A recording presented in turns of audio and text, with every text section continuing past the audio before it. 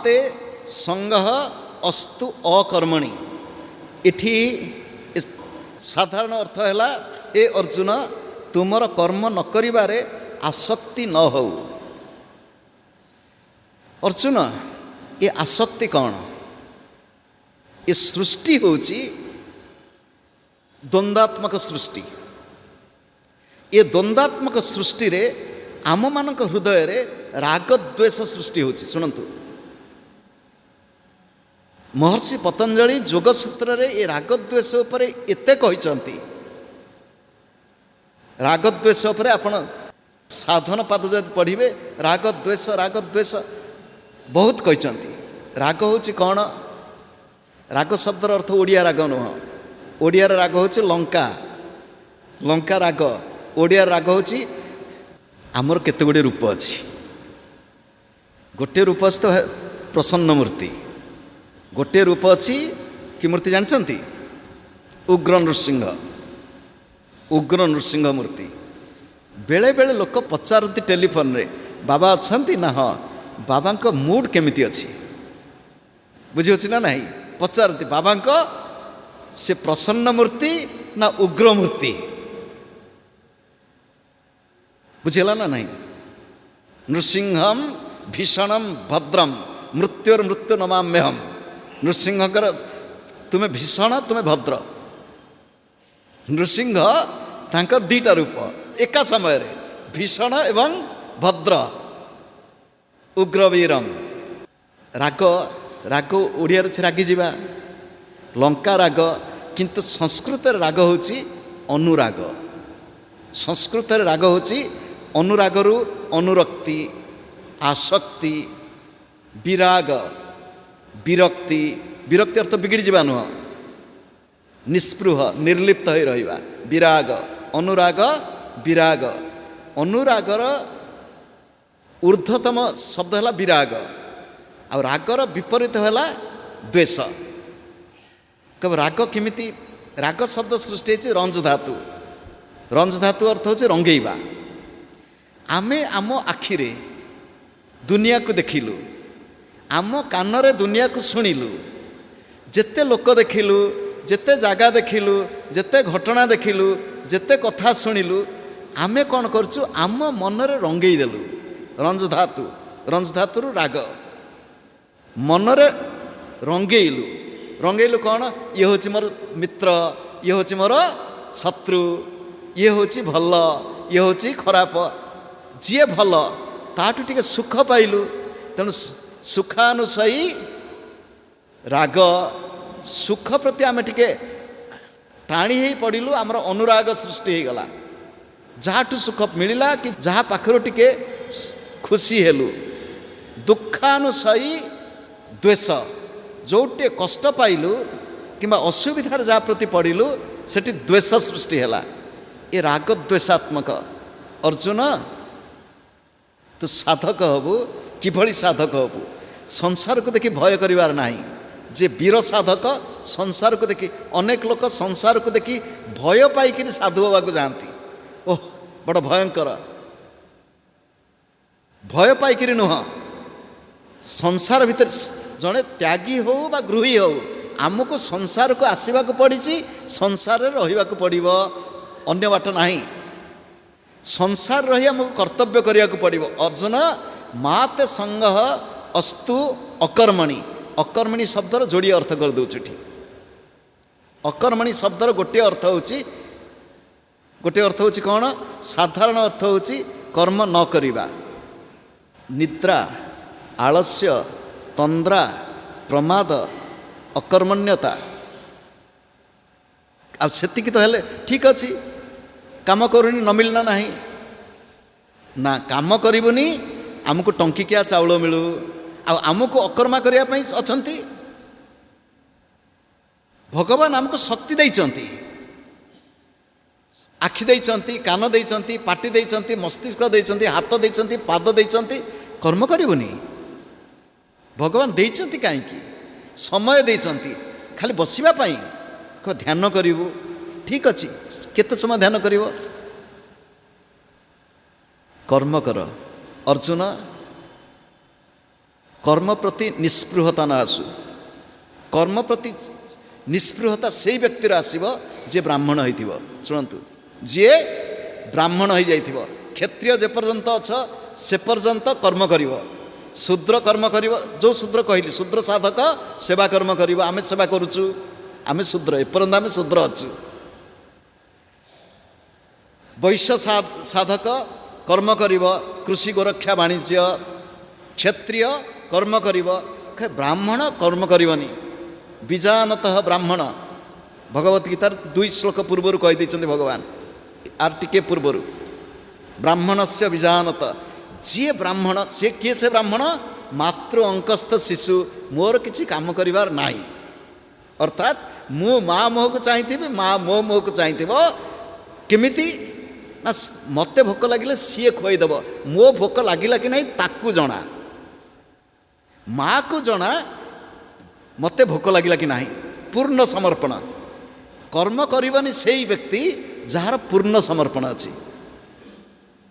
Jar पूर्ण समर्पण नथिबो, जेपर्यंत ब्राह्मण हेइनु आमको कर्म करने को पड़िबो। अर्जुन माते संग अस्तु अकर्मणि। भगवत गीतार कर्म अकर्म विकर्म बहुबार व्यवहृत होइछि। कर्म अकर्म विकर्म ए जो जगह आकु जोग शास्त्र कहुछि कूटस्थ। जोग शास्त्र कहुछि कूटस्थ। कूट करे दीर्घकार ट, कूट। कूट शब्दर अर्थ कौन? कूट शब्दर अर्थ होछि गोपन। गोटे अर्थ होछि गोपन। गोटे कूट शब्दर अर्थ होछि ललाटर ऊर्ध्व भागस्थ अस्थि। ये अस्थिर ना होछि कूट। कूट शब्दर अर्थ होछि बणिया दुकान जो न थाए ता उपरे हाथोड़ी पिटे गोटे लुहाटी न थाए, दी मुनिया गुजिया होइथिबो, ता कौन कहती? लेही नेही। ता ना कूट। ता ऊपर सब परिवर्तन घटे, सुनार परिवर्तन घटिबो, तले से लुहाटी अपरिवर्तनीय थिबो, हाथोड़े बाड़ुथिबो मोड़ुथिबो। बुझिला ना नहीं? सी होछि कूट। पर्वत शिखर, पर्वत शिखर कूट। ये देह भितर पर्वत शिखर, शुणु, ये देह भितर हिमालय अच्छी। हिमालय होची एटा, देह होची हिमालय। कब हिमालय तारी भितर गंगा जमुना बहुचंती हिमालय भितर। हिम शब्दर अर्थ होची ठंडा। हिम शब्दर अर्थ शीतल, आलय, शीतलता आलय। जी एठी रहिबो, जार चेतना ऊर्ध्वमुखी हब, तार मन शांत हब, तार बुद्धि शांत हब, तार श्वास शांत हब। शुणु, हिमालय रहिबो श्वास शांत हब कौन? नाक पाखरे आंगुली रखिले गरम श्वास पदा को आसीबो नाही। आपण देखुना नाक पाखे दे कब तो गरम श्वास आसूची, किंतु टिके मन शांत करी बसले श्वास स्थिर हो। जे मोर गुरुदेव को देखते, गुरुदेव आंगुली नहीं एटी टिपिकी देख, गरम श्वास आसब ना। हिमालय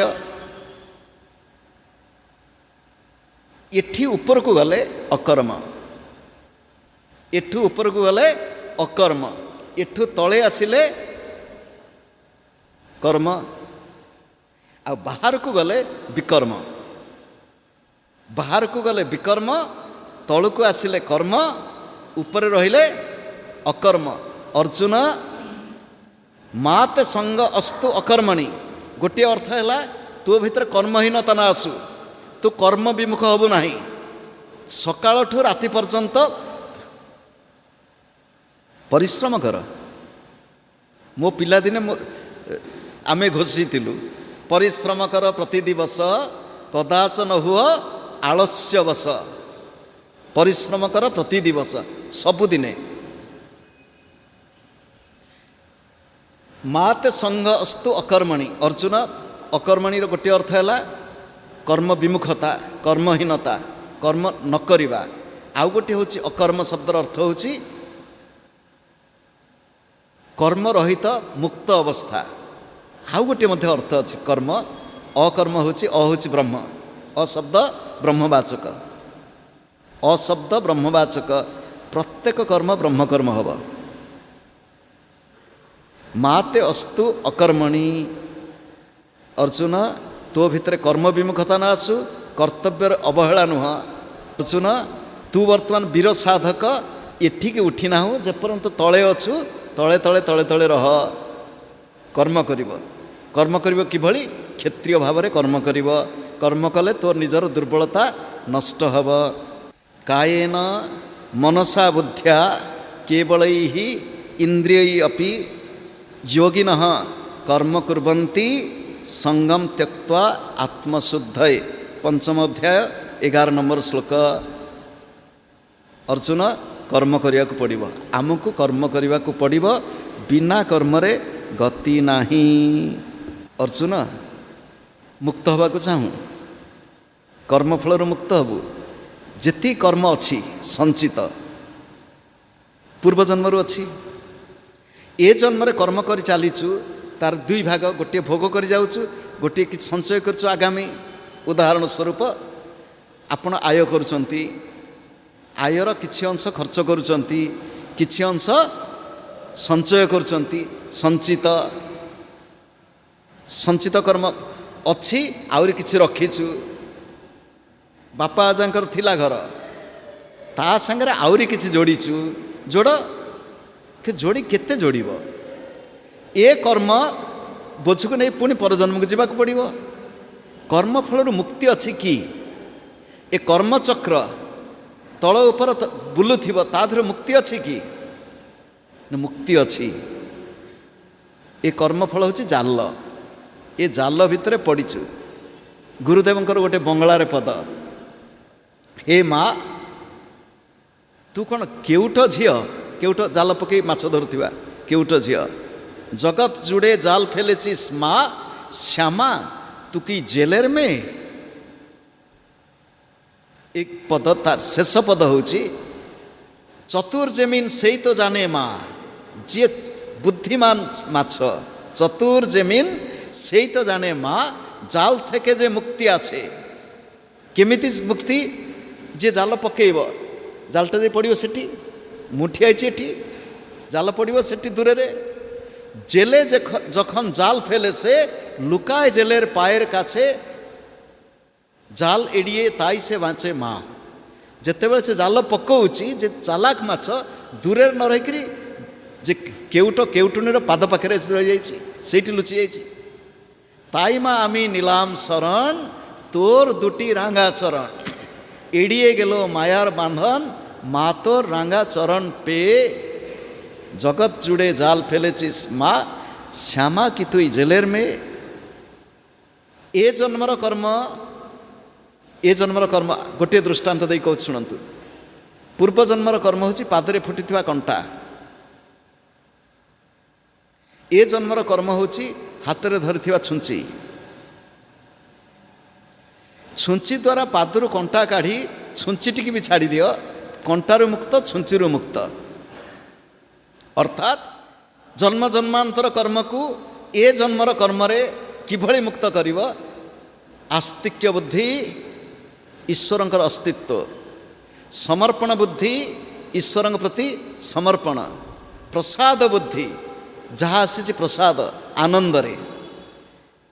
अर्जुन से ज्ञान से भक्ति रे जे रहिब, तार कौन हब? सबु कर्मरु मुक्ति पाइजिब। ज्ञानाग्नि सर्वकर्माणि भस्मसात कुरुते। अर्जुन प्रारब्ध मध्य भस्म होइजिब। शुणु, साधारणतः प्रारब्ध कर्म खंडित हुए नहीं। प्रारब्धर जो बड़ बड़ घटुवा कर्म खंडन हो। देह जे पर्यंत अच्छी प्रारब्ध अच्छी, कहीं देह हूँ पूर्वजन्मकृत कर्मर फल, किंतु अन्य सब खंडित हो। उदाहरण स्वरूप भगवत पाद आद्य शंकराचार्य आयुष थिला अल्प, बढ़ीगला। प्रारब्ध थिला जेतिकी, प्रारब्ध खंडित हो गला। प्रारब्ध मध्य नष्ट हम, से कहुई ज्ञानाग्नि सर्वकर्माणि भस्मसात कुरुते। सर्वकर्माणि अर्थात प्रारब्ध संचित क्रियमाण सबु कर्म आम मुक्त हो पार। जदि आमे आमर प्रियतम सहित संपर्क संबंध भाव निबिड़रू निबिड़तर करिपारिबा।